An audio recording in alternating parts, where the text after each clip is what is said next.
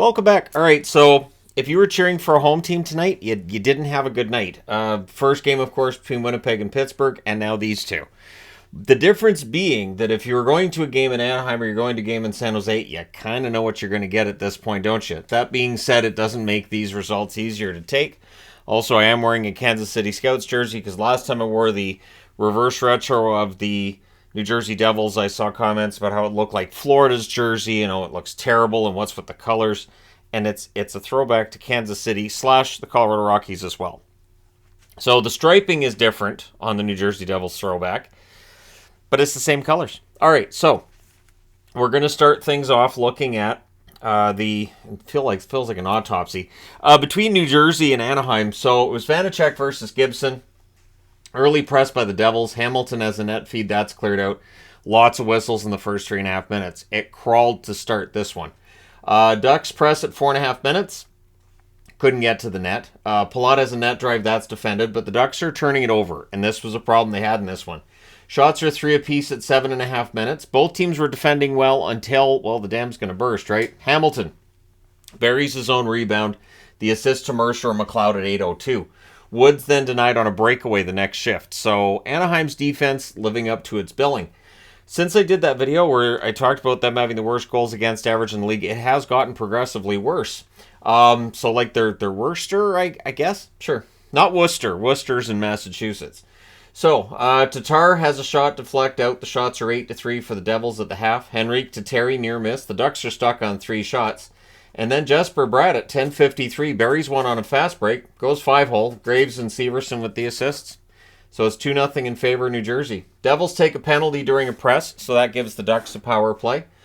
Solid kill there. Short-handed puck carrying by He sure helps to kill it off. So just the one shot on that power play for the Ducks. Devils press with 5.5 minutes left. The Devils draw a power play, and they score on it. It is Hughes from Hamilton and Tatar at 16:15. That's goal number 27 for Hughes. The Ducks have 4 shots. The Devils have 3 goals. And that's at the end of the first period. So, the Anaheim Ducks got a couple more shots before the period's out, but it's 3-0 after 1. Second period, Boquist has a turnover chance that's saved. The Devils press at 2.5 minutes. Post for Hamilton then from the face-off circle. Silverberg has a shot in close. That's held. The shots are 6-2 for the Devils at 6 minutes.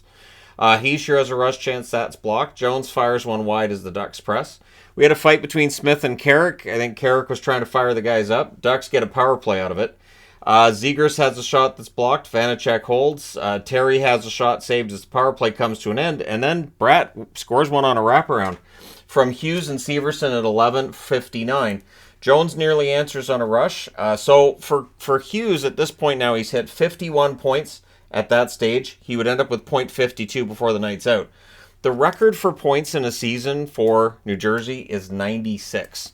That was Elias that had that in 2000-2001.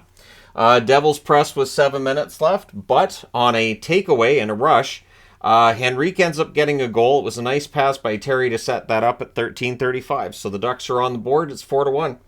Vetrano's denied and close. The Devils clear. I also want to say kudos to the ESPN Plus announcers for trying to make it sound like if the Ducks could get back into this and just get that second goal, it might be in doubt. It wasn't.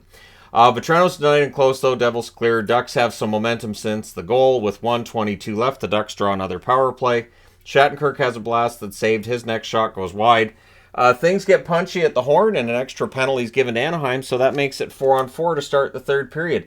Everything's killed off at the start of the third, and then Boquist scores on a breakaway. He just wires it 5-hole. Severson with the assist at 2 minutes and 30 seconds, so Severson with his third assist of the night.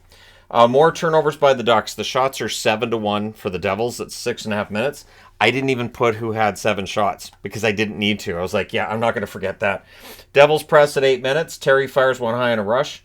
Bratt has a rush chance that deflects out. No hat trick for him tonight, but I don't think he's going to be too upset. Then they talked about the Ducks having a Disney trip. Mildly jealous, but we'll be there in a few weeks, so the jealousy won't last. So they press with 8.5 minutes left, do those Ducks. They end up getting a power play, and they score on it. At 15:03 at Zegras from Henrique and Fowler. Nice goal by Zegras, too. A lot of skill in that.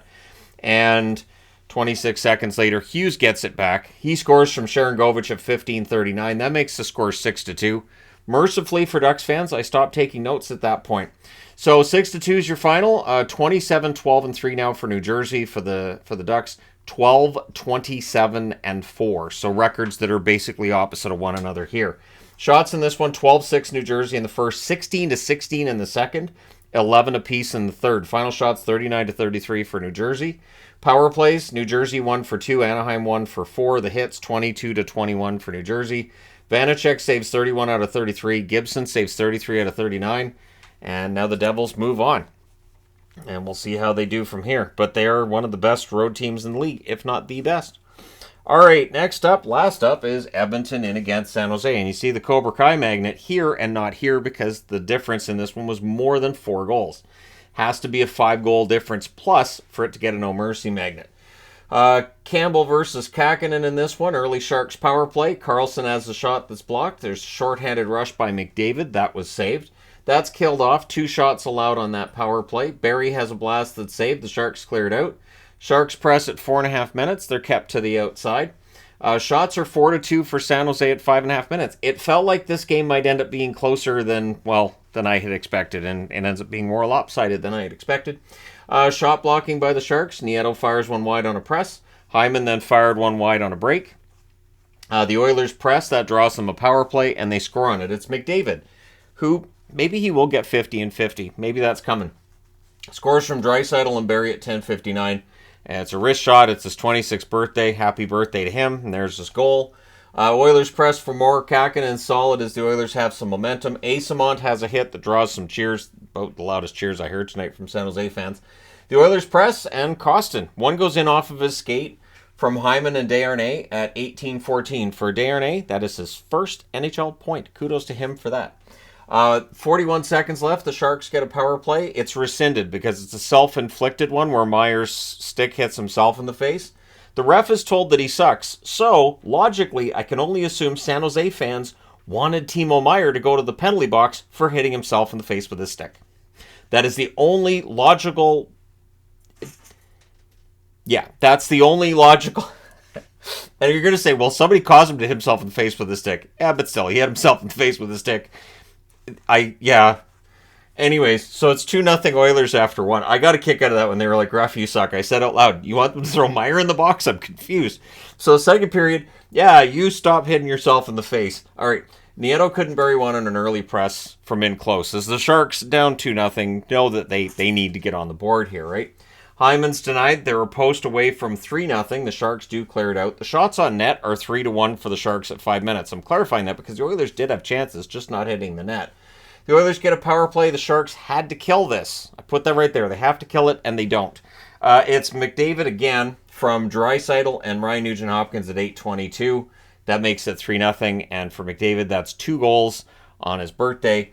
He's reached 80 points. He's got ridiculous point totals. He's at 81 now with this one. So Janmark nearly adds one. The Sharks draw a power play. There's a near miss for Hurdle. That's cleared out.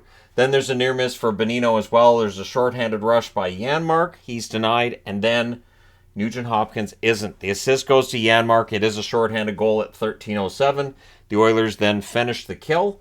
That's the important part, and then you get the power play. Although, when you're up 4-0, I don't know how important but anyways, they kill it off. Then they get a power play. Draisaitl has a shot that's blocked. McDavid's denied on a net drive, that close to a hat trick. We get 20 seconds of 4-on-4, and then the Sharks have a power play. Well, that's all killed off. And then Draisaitl scores from McDavid at 17:55. Easy goal for Draisaitl. He'll score those all day long, and so after 2 periods, it's 5-0 for the Oilers. Third period. Vlasic's denied in close. Campbell holds. Game's getting kind of punchy. Kostin's in the middle of that because Kostin likes the physical play. I'm starting to think that he really suits the third, fourth line grinder role who can chip in goals here and there. I think that's the role he enjoys. So, Sharks get a power play. McDavid's denied in close after that's killed off.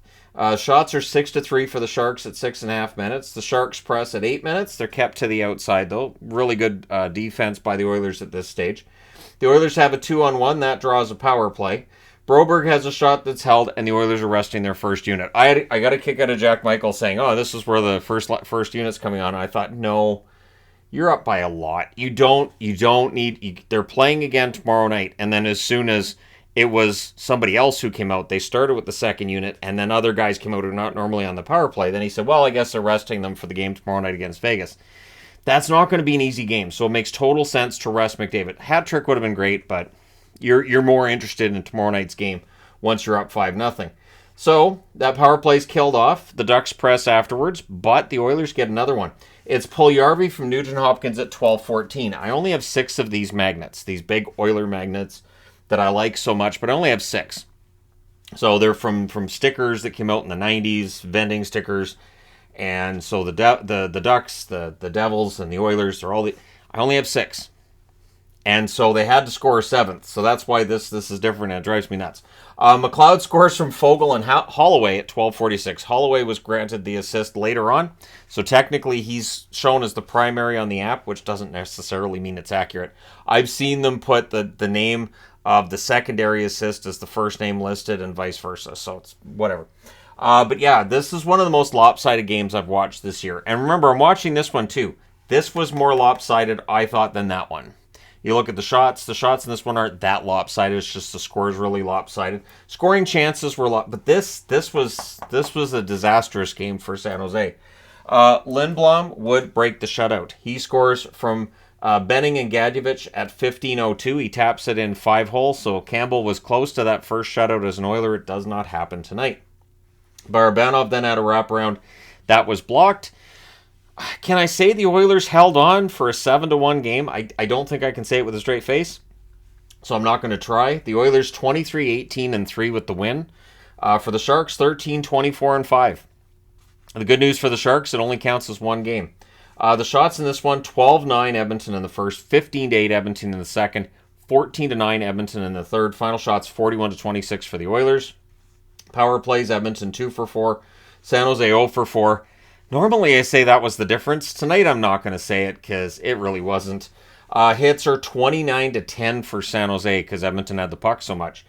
Campbell saves 25 out of 26, continues to dig his way out of the mess he dug for himself to start the season. And Kakinen saves 34 out of 41. A rough night for Kakinen. Capo shows like good stretches during every game for San Jose, and then there'll be that momentary issue, and he might allow a goal or two that he shouldn't. But yeah, for San Jose, this has gone really quite badly. So let me know your thoughts in the comment section below for any people that watch this. I think there might be people who click on it because people do enjoy finding out what happened with a disaster. So this is kind of 2 disasters, but very lopsided games. Let me know your thoughts. Don't forget to hit like and subscribe if you're browsing your way through. You just happened upon this video. And hey, thank you guys so much for all your support. I will talk to you again soon.